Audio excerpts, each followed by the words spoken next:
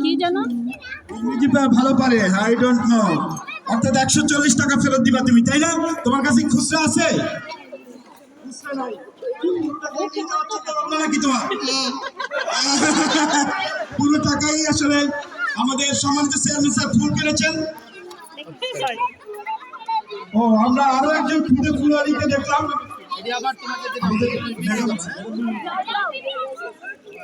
ঠিক আছে, সবজি বিক্রি করো। হ্যাঁ, আরেকজন ফুলওয়ারিকে আমি দেখলাম। কি নাম তোমার?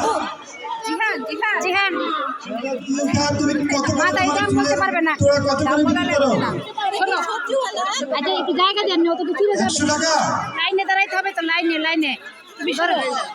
ফুল কত বলো? আমরা জায়গা করে যাই, এই জায়গাটা একটু ফাঁকা করে যাই। এটা যাই যেটা করো ফাইনাল অতিথিরা। কম হবে না, 10 টাকা। আর 10 টাকা। আর ধনিয়া পাতা মরিচ 5 আচ্ছা, ওরে বিলো করো। ও যখন বলবে তখন একটা দাম কত? সুন্দর ভাবে বলবে।